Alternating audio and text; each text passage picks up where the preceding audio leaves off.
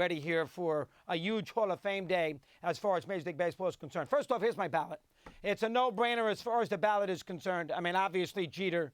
It should be unanimous. You know, whether there's a voter or two who decides not to make him unanimous. Mariano wasn't unanimous, was he? He was. So maybe they double dip here with Jeter. You have to vote for him. Maybe he's an epitome of what baseball is all about. He's the epitome of a Hall of Famer. Obviously, he was the perfect Yankee at the perfect time. Wouldn't have been as dramatic if he was, say, on the Royals, but he fit New York, the 3,400 career hits. Should be unanimous, we shall see. A lot of Magic Johnson and Derek Jeter, too. A lot of Magic Johnson knew how to play great in the big games. So Magic's a no-brainer. I'm only going to vote for two others. I'm going to tell you the why nots more than the whys. Kent, I never understand why he doesn't get any support. Kent's a Hall of Famer. He won an MVP. Anybody who tells you about his defensive metrics doesn't know anything about baseball. I saw Kent play every game, every significant game for the San Francisco Giants, about 120 of them a year, including every playoff game. The people who rate this defensive metrics never did. I never recall, and I watched these games at 4 o'clock in the morning, I never recall a scenario where I went to bed and said, geez, his defense cost us tonight. Not in a playoff game, not in a September game, not in a game in May against the Diamondbacks. Never once. So I don't want to hear about his defense. He won the MVP. He deserved to win that MVP. He was more significant than Bonds was that year. And Bonds hit 52 homers. He was more significant than Bonds was that year. He finished second. Kent was the best Giant. Everybody knows that. Ellis Burks told me on radio that if he had to make a pick that year, Kent would have been the MVP. He was a tremendous Giant in that 2000 season. He's a Hall of Famer. I'm amazed. The man, he's got 370-something home runs. He's got a 1,500 RBIs. He's got a 290 lifetime batting average. I don't know what these voters are waiting for. It's a no-brainer. Schilling's a Hall of Famer, too. I don't know how you separate Mussina and Schilling. His postseason, obviously, is superb. We get that. But Schilling in a big game was as good as he gets. I understand from a standpoint of consistency, year in and year out. I can't come up with 8 Hall of Fame years in a row for him. He's got about 5 or 6, and they're spread out. Maybe 1 or 2 in Philadelphia. Obviously, 2 or 3 in Arizona, 1 or so or 2 or so in Boston. They're not consistent year. They're not that. So, 2, then 3 years if he was hurt, didn't pitch great, then 2 more. I get that. But as far as the postseason is concerned, his big game performance, beat the Yankees twice. A little overshadowed by Randy Johnson, so he had one of the reasons why I never won a Cy Young. He has the bloody sock game, which is obviously significant in Game 6 of the 04 ALCS, which obviously got the Red Sox home down 3-2 at Yankee Stadium. Schilling in a big game was as good as he can get. Do I love Schilling off the field? No, who does? I don't love Schilling off the field. Says lots of things that I don't like. He said some things, too, as a player that drove me crazy.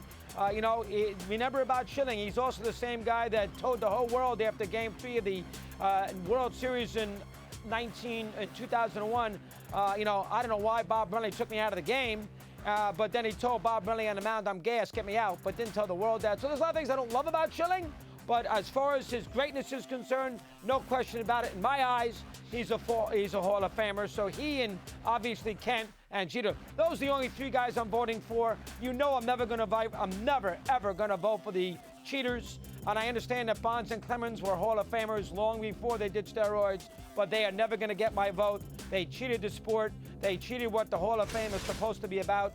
Bonds killed the numbers forever as far as home runs. He wasn't alone. Sosa, too, McGuire. They all killed the numbers, the historical meanings of what 500 home runs meant, of what 600 home runs meant. A-Rod, same thing. They destroyed it, but Bonds should have known better. He didn't need to do steroids. He'll never get my vote. God help us that he never gets to 75%. The executive committee will never put him in. Clemens, the same thing. He cheated, obviously contributed to the second half of his career with McNamee, that trainer. Obviously, Andy Pettitte, if Andy Pettitte was telling the truth, we certainly know that Clemens would have been lying. Why would Clemens say the truth and Clemens would not say he cheated too? Those 2 will never get my votes. Ramirez failed tests, we understand that. Sosa wasn't a Hall of Famer before steroids, we understand that. They're never going to get my vote, any of them. So I will stick to that. I'd never have my vote anyway, but you have to be consistent. You can't say, well, he was a Hall of Famer prior to steroids. No. You be consistent. He cheated the game. You should not have a day in Cooperstown. So any great player, Manny Ramirez, Sosa, Palmeiro, they're out for that very reason. I'm not voting for Larry Walker. A Hall of Famer's got to answer the bell 155, 158 games a year. You got to play consistently, day in and day out. Walker never did that. I don't want to hear the nonsense that, well, the ballpark took a lot out of you. Come on, jeez. How about the old days when they had to have 15-hour train rides, day game in hot weather, and I get up the next day and play a ball game? How about that? You play at Yankee Stadium one day, and then the next day you're in Cleveland against Bob Feller. Did DiMaggio take a day off? No way. Played 150 games a year. I don't want to hear that nonsense. Well, that's garbage. Bottom line is Walker's inconsistency with games played is a big factor. And if you look at Walker's career, he had one Hall of Fame season outside of Colorado. Now, I understand it's not his fault he played for the Rockies, and if we go by this measure, no ever Rocky is going to make the Hall of Fame, but he had one season where you could call it a Hall of Fame year that was with the Expos of the Cardinals. That's in '94 at Montreal, so I'm not putting him in the Hall of Fame either. I'm not putting Omar Vizquel in the Hall of Fame, played forever. I gave Ozzie Smith the defensive nod. I'm not going Omar Vizquel. I know he's a wonderful shortstop. I saw him with the Giants. We all know those days with the Indians. Seattle. In a lot of ways, he may have been a better defensive shortstop than Ozzie Smith, but there's an offensive component now to that position, and he was a .270 hitter. Wasn't a bad offensive player, but he wasn't a Hall of Fame offensive player, so I'm not voting him in the Hall of Fame either. I am certainly not, Billy Wagner is not a Hall of Famer. I'm not putting Scott Rowland in the Hall of Fame. And Rowland, I know you can convince me because obviously his years on a day-in, day-out basis, I'd have to study that a little more carefully. But right now, for this moment, I wouldn't vote him today. Maybe a year or two down the road, I would consider a guy like Rowland. But I saw Walker play his whole career. And I know he was a wonderful 5-2 player, but the consistency of the games, Vizquel, great defensively. He never was a big offensive player. I'm not putting him in the Hall of Fame. And I will never, ever, as long as I'm doing a TV show or a radio program, never support a steroid guy in the Hall of Fame under any circumstances. I don't want to hear the comparison to 1926. That's the dumbest argument I've ever heard in my life, is that, well, hold on, Babe Ruth didn't play in an integrated league. Nonsense. All right, Josh Gibson's a Hall of Famer. He didn't face Walter Johnson. So that argument is so stupid. I can't nitwit. But because obviously, you can make an argument it wasn't Ruth's fault that African Americans weren't allowed to play in the 20s and 30s. No, he didn't speak up, but I can't sit there and blame Ruth for that. Bonds took steroids. Clemens took steroids. Gary Sheffield, I know that maybe he was a little unlucky there, took the cream. He's not getting in. He wouldn't get my vote under any circumstances forever. You hurt the sport. I can't honor you if you hurt the sport, and those guys did. Jeter's, no doubt about it. I don't know why you wouldn't vote for him. You're going to save your spot for somebody else on the ballot. You don't want to think, what's the difference to make if I don't vote for him because everybody's going to get his vote anyway? I don't want to hear it. Nonsense. And obviously, Kent, you're going to get 17% of the vote. I swear to goodness, I have no idea why. I do not understand that. And again, I saw Kent. The people who say they don't like Kent never saw him play. They didn't stay up at 2 o'clock in the morning. I did. And Schilling, to me, you can't separate him from Musina. Big game, life on the line. Musina or Schilling? Schilling.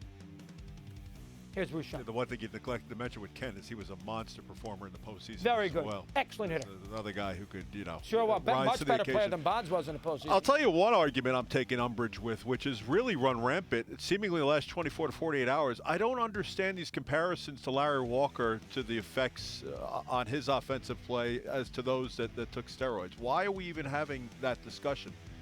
To me, it's apples to oranges. What those guys did was knowingly underhanded, and they were cheating. If anything, Walker is almost victimized by the fact that he spent 10 years of his career. And this is coming from a guy who is on the other side of the fence as you are. I have Walker in, but, I mean, your point is well taken.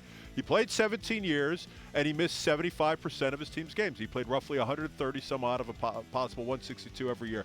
And that's the one damning indictment on his career. All told, I think we could nitpick this season, that season, this counting number versus. Well, he only had 1 year of a Hall. He only had one Hall of Fame year outside of Colorado. Right, but I look at the bottom line and I compare him to people that are already enshrined in Cooperstown. Two wrongs don't make it right, Bruce. And he's right. Yeah, but I'm talking Two about. Two wrongs. I mean, if Connie Mack put Rick Farrell in, I can't do anything about that right now. Listen, I'm talking about. Harold Baines is in. That's not my. What am I going to do? He's better than Baines, but Baines was put in by that executive committee. I'm not talking about your evergreen Hall of Famers. I'm talking about your small room Hall of Famers. I'm talking about favorable comparisons to names like George Brett, to Ken Griffey Jr. Not suggesting I would take Larry Walker over either of those two guys, but I'm also not describing menial statistical factors as well. But, be that as it may, it looks like right now, Chris, it's literally 50-50 for Walker. I'm not talking about his percentile. This is his last year, correct? This is his last year on the ballot. And, look, we could talk about the process as well. I mean, he's right there. He's trending, I believe, last check with over half the votes tabulated. He's in the low 80s. I mean, this was a guy who 3 years ago was in the 20s. I mean, isn't there something that says there's something off about this? Well, I think what helps him here is there's not a lot of great candidates this year outside of Jeter, who is a no-brainer. Number two, it's his last year on the ballot, so they want to make sure that, the last year on the ballot, his last crack at it, that they gets much more of a favorable response. But do you want those as driving forces? Of course. That's my. No, it's taken 10 years to get to this level. That tells you he's not a Hall of Famer. If it's taken 10 years to figure out a way to get him maybe close into the, doesn't that tell you that isn't the Hall of Fame? That's a Hall of Famer. Well, it took 10 years for even us to get halfway with him. Right. So then he shouldn't be a Hall of Famer then. And realistically, he wasn't part of the discussion until 2 years ago because the voting percentage was so low. What does that tell you, Bruce? Doesn't that tell you that he's not a Hall of Famer? As far as the way the electorate looks at things, absolutely, yeah. Would you vote Clemens and Bond? No. Would you vote Vizquel? I have to take a closer look, but given his defensive prowess to go along with all those hits, I think there's a very strong case for Omar Vizquel. But to be fair, I'd have to take a lot closer look. He's not a great offensive player, Bruce. He's a 270 lifetime hitter. Now, he played forever, so he's got 1 million hits. He was never a very good offensive. He was okay. You suggesting he's a compiler? A little bit. Yeah. He was a tremendous defensive shortstop, so as a result, he got a chance to play a lot of years.